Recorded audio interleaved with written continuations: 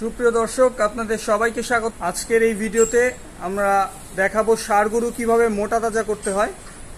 Viewers, এখানে একটি নতুন খামার কোরবানি ঈদ উপলক্ষে ষাঁড় গরু মোটা তাজাকরণ করা হচ্ছে। এই যে দেখতে পাচ্ছেন, এখানে প্রায় 8টি ষাঁড় গরু রয়েছে এবং এগুলোকে কোরবানি ঈদ উপলক্ষে মোটা তাজাকরণের প্রকল্প হাতে নিয়েছেন। তো ভিউয়ার্স, এখানে দায়িত্বরত একজনের সাথে আমরা কথা বলবো, তিনি কিভাবে এই গরুগুলোর যত্ন নিচ্ছেন এবং কিভাবে এই গরুগুলোকে স্বাস্থ্যবান করে তুলছেন এবং মোটা তাজা করে তুলছেন আগামী কোরবানি ঈদের জন্য। চলুন আমরা কথা বলি। আসসালামু আলাইকুম আঙ্কেল, আপনার নাম কি? আমার নাম আবু হাসেম। আবু হাসেম, জি। আঙ্কেল, এই যে খামারটা দেখতে পাচ্ছি আমরা, এটা তো ষাঁড় গরুর খামার। জি জি। আচ্ছা, কয় বছর আগে শুরু হয়েছে এই ষাঁড় গরুর খামারটা? এই মনে করেন যে 4-5 মাস আগের থেকে। 4-5 মাস আগের থেকে শুরু হয়েছে না? এখানে কয়টা গরু নিয়ে শুরু করছিল? 8টা গরু নিয়ে শুরু করছি। 8টা গরু নিয়ে শুরু করছিল। মানে এই খামারটা যে আমরা দেখতে পাচ্ছি, এটা একটা নতুন খামার। নতুন খামার এটা। নতুন খামার তৈরি হয়েছে। এটার মালিক কি করেন উনি? মালিক ইনি ব্যাংকে চাকরি করে। ব্যাংকে চাকরি করে। আচ্ছা আঙ্কেল, আমরা যে গরুগুলো দেখতে পাচ্ছি, এগুলো কি জাতের গরু আছে এখানে? দেশাল গরু সব দেশাল গরু। সব দেশাল গরু। এগুলো কোথেকে নেওয়া হয়েছে? এটা আমাদের সিরাজগঞ্জ থেকে কিনে আনছি। সিরাজগঞ্জ থেকে কিনে আনছেন? আচ্ছা, এই 4 মাস ধরে আপনারা এখানে পালতেছেন? এই 8টা গরু কিনে আনছেন? 8টাই।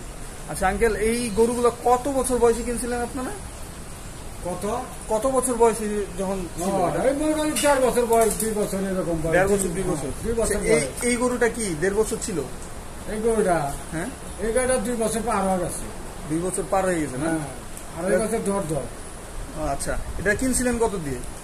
এটা 75,000 কেনা হয়েছিল। 75,000 কিনা হয়েছে। এটার ওজন কত ছিল যখন কিনছিলেন? আমরা অত তো এস্টিমেট, আমরা তো কষাই না, আমরা অত এস্টিমেট বলতে পারবো না। আচ্ছা আচ্ছা, এটা কোরবানি ঈদের সময় এটা মাংসটা কত হইতে পারে আপনার মনে হয় আনুমানিক? হয়তো মনে করেন 6 মনের মতন হবে। মানে আগামী 3 মাসের পর? এখন তাহলে কি 4 মনের মতো আছে? হ্যাঁ, 4 মনের পার হয়ে আছে। আচ্ছা আচ্ছা, এটা তারপরে বিক্রি করবেন কত করে? এটা তো বাজারের সাথে কেনা বেচা হবে, বুঝলেন? আচ্ছা আচ্ছা, এটা বাজারের সাথে কেনা বেচা। বাজার যদি ভালো পাইতে হয়তো 150 বিক্রি করবো।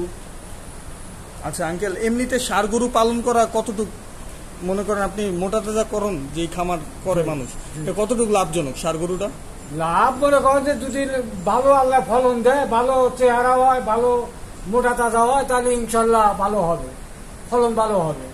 আচ্ছা আচ্ছা, এমনি মোটা তাজা করণের ক্ষেত্রে আপনার কি কি ধরনের কাজ আপনারা করেন এই গরুগুলা মোটা তাজা? আমরা মনে করেন যে বুটের ভুসি খিলাই, বুটের ভুসি, আচ্ছা, গমের ভুসি, তারপর হচ্ছে গুড়া, খোল, তারপর হচ্ছে এই আর একটা খোল আছে, সেগুলো পামেলের খোল। আচ্ছা, বুঝলেন? খের, কাঁচা ঘাস। আচ্ছা, এই তো এরই উপর শুধু আমরা গরু মোটা তাজা করি। আচ্ছা, এমনিতে একটা গরুর পিছনে মোটা তাজা করণের ক্ষেত্রে খাবারের খরচটা কেমন পড়ে দৈনিক? খাবারের খরচ ডেলি মনে করেন যে তাতে 400 টাকা 500 টাকা একটা গরুর পিছনে? আচ্ছা, 400-500 টাকার প্রতিদিন ওজনটা কয় কেজি বাড়ে বা মোটা তাজা কতটুক হয়? প্রতিদিন হয় নাকি এটা সবটাই? ওইটাই তো সঠিক আমি বলতে পারবো না। আচ্ছা, এমনিতে আপনি দেখাশোনা যে করেন, জি, আপনার কি মনে হয় যে কোন খাবারটা আসলে বেশি মোটা তাজা করণের ক্ষেত্রে গুরুত্বপূর্ণ? মনে করেন যে বুটের খাবার দো, গমের ভুসি দো, কাঁচা ঘাস। আচ্ছা, এর উপর বেশি গরু খোল, এর উপর বেশি হবে আর কি, তাজা হবে। আচ্ছা, দেশাল গরুর থেকে কি আসলে অস্ট্রেলিয়ান গরুগুলোকে বেশি বাড়ে নাকি দেশাল গরুই ভালো? দেশাল গরু সবচেয়ে ভালো। এটা কারণ? অস্ট্রেলিয়ান পালে কেন তো আমাদের দেশের না, আমাদের বাংলাদেশের গরু। বাংলাদেশ এরা মোটা তাজা হবে, দেখতে সুন্দর দেখা যাবে, ওর মতন তার এর মতন সুন্দর কোনো হবে না। আচ্ছা, আপনারা যখন এগুলো বিক্রি করেন, এগুলোকে হাটে বিক্রি করেন নাকি হাটে? হাটে বিক্রি করেন। হাটে হয়তো বাড়িপুর খরিদ্দার এসে বাড়িপুর বিক্রি করলাম, না হলে হাটে তুললাম।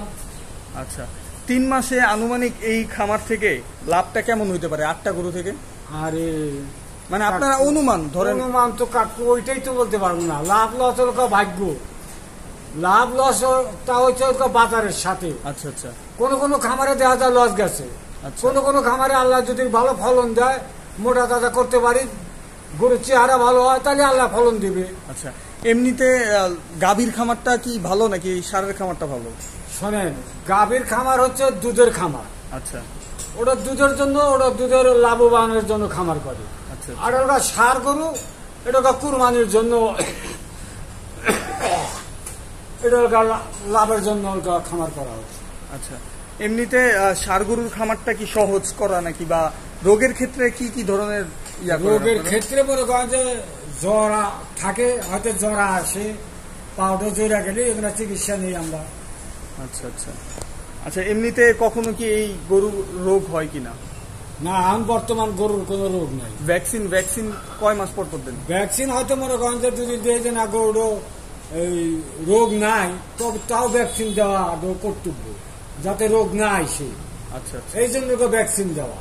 তাছাড়া কোনো পয়জনের কোনো যে মোটা তাজার কোনো ইঞ্জেকশন এখানে আমরা করি না। আচ্ছা, মোটা তাজার ইঞ্জেকশনটা আসলে মূলত কারা দেয় এবং কেন দেয়? এটা দেয় যারা মনে করেন যে লাভবান, লোভিত, হয়তো মানুষের ভালো খাওয়াবে না, ভালো খাওয়াবে না, আচ্ছা আচ্ছা, তারাই হয়তো এখানে করবে। ওইভাবে মোটা তাজা করে কি আসলে বেশি লাভ হয়? হ্যাঁ, ওটা মোটা তাজা হওয়ার মধ্যে মনে করেন মোটা তাজা হবে, কিন্তু গরু অল্প দিনের মধ্যে বিক্রি না করে তো মারা যাবে, মারা যেতে পারে। হ্যাঁ, মারা যেতে পারে। আচ্ছা। আর এই গরু যদি আমি এবছর বিক্রি নাও করতে পারি, আগামী আর এক বছরও আমি রাখতে পারি, আচ্ছা, এটা গ্যারান্টি সহ। আচ্ছা, তার মানে আপনি বলতে চাইতেছেন যে নরমাল ভাবে যা এই খাবার দিয়ে মোটা তাজা করণটাই বেশি জি ভালো? জি। আচ্ছা আচ্ছা আঙ্কেল, আমরা কিছু গরু দেখি আপনার। এই গরুটা যে দেখতে পাচ্ছি, এটা কিছু 4 মাস আগেই কিনছিলেন সিরাজগঞ্জ থেকে? সিরাজগঞ্জ থেকে। আচ্ছা, এটার তখন মূল্য কত ছিল, আপনি কত করে কিনছিলেন? এই 75-80, এখানে কোনো ওই চারটে কেনা হচ্ছে 1,10,000, 15, 20 এগুলো। ওইগুলো একটু বড় জাতের না? জি, ওই 4টা বড় আর এই 3টা বড় ছোট বা 5টা। ওইগুলা সাইজ কেমন ছিল যখন কিনছিলেন? কাবু ছিল, একটু কাবু ছিল। কাবু ছিল। এখন একটু মোটা তাজা হয়েছে না? হ্যাঁ, মোটা তাজা হয়েছে। সাইজও বুঝতেছেন না। এটা আর 3 মাসে, এই 3 মাসে এটার সাইজ তো আরো বাড়বে। আরো ভালো। আচ্ছা, এটা আমি খাবার ঠিক মতো দেই, তাহলে ইনশাল্লাহ বাড়বে। আচ্ছা, এটার তো দেখা যাচ্ছে যে মিনিমাম 6-7 মণ হবে এখন। এটা হ্যাঁ, হ্যাঁ, এটা 6 মণ হবে। 6 মণ হবে। আরো 3 মাসে কয় মণ বাড়তে পারে? হয়তো মনে করেন যে 5-6 ধরা চেহারা ভালো হবে, 5-6 ধরা মন হানি বাড়বে। আচ্ছা আচ্ছা, ধরেন নতুন এখন কোরবানিদের জন্য যারা গরু ধরেন 1 মাস 2 মাস পালবে, তাদের জন্য বেশি সুবিধা নাকি 4 মাস 5 মাস আগে থেকে পালা? এখন যে কিনবে ওটা তো ভালো হবে না, কারণ গরুটা ভালো হবে না, আমাদের অল্প দিনে টাইম পাবে অল্প, এর মধ্যে মোটা তাজা কি করবো, এর মধ্যে মোটা তাজা করে তো যুগ পাবে না।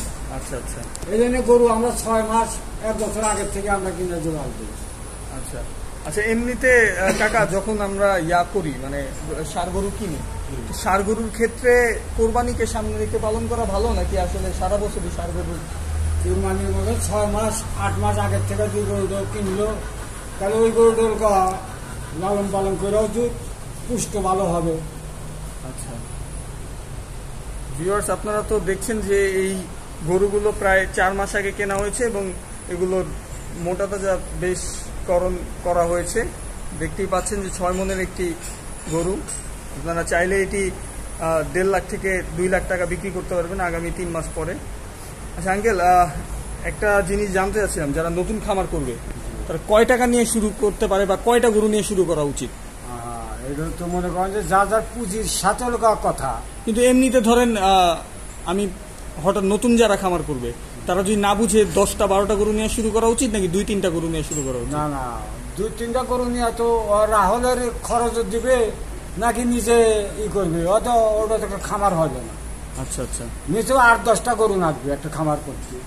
আচ্ছা, এই ষাঁড় গরুর যত্নের ব্যাপারে আপনার খাবার কয় বেলা দেন এবং গোসলটা কয় বেলা করেন? গোসলে আমরা 1 বেলাই করাই। গোসল 1 বেলাই করেন? 1 বেলাই করাই। গরমের সময় তাহলে 1 বেলা গোসল করলে? গোসল করার নিয়ম হল ষাঁড় গরু 2 বেলা। আচ্ছা, তাহলে আপনার 1 বেলা কেন করেন? 1 বেলা করাই, তার মানে কামের ব্যস্ত থাকে, এই জন্য দুপুর বেলায় যে আমি প্রায় 11:30 12টা বাজে হলো আমি গোসল করাইলাম, আর সারাদিন না করালে চলবে। এমনিতে গরমে কোনো সমস্যা হয় কিনা গরু? গরমের জন্য তো ভ্যান রাখছি। এছাড়া ধরেন কখনো গরমের জন্য কোনো রোগ টোক হয় না? গরমের জন্য কোনো রোগ হবে না, তবে গরমের জন্য গরু একটু হাই টাই করবে, তার জন্য ঠান্ডা বাতাস তো লাগাইছি। আচ্ছা আচ্ছা, ঠিক আছে আঙ্কেল, আপনাকে অসংখ্য ধন্যবাদ আপনার মূল্যবান সময়ের জন্য। ভিউয়ার্স, আপনারা দেখতে পাচ্ছেন যে এই খামারটি মাত্র 4 মাস আগে শুরু করা হয়েছে এবং কোরবানি ঈদকে সামনে রেখে এখানে দেশাল জাতের ষাঁড় গরু পালন করা হচ্ছে। অত্যন্ত স্বাস্থ্যবান করে গড়ে তোলা হচ্ছে এই গরুগুলো এবং খুবই প্রাকৃতিক উপায়ে এই গরুগুলো পালন করা হচ্ছে। কোনো রকম কোনো ওষুধ প্রয়োগ করা হচ্ছে না, কারণ ওষুধ প্রয়োগ করে গরুর লাভের চেয়ে লসের সম্ভাবনাই বেশি থাকে বলে আমরা শুনতে পারলাম। তো ভিউয়ার্স, আপনারা যারা গরু মোটা তাজাকরণের খামার তৈরি করতে চাচ্ছেন এবং এই ধরনের সিদ্ধান্ত গ্রহণ করতে যাচ্ছেন, তাদের আশা করি এই ভিডিও থেকে আপনারা বিভিন্ন তথ্য নিয়ে শুরু করতে পারবেন এবং আগামী কোরবানি ঈদে আপনাদের জন্য সুবর্ণ সুযোগ আমি মনে করছি।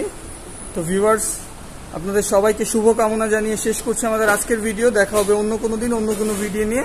সে পর্যন্ত সবাই ভালো থাকবেন আর আমাদের সাথেই থাকবেন। আল্লাহ হাফেজ।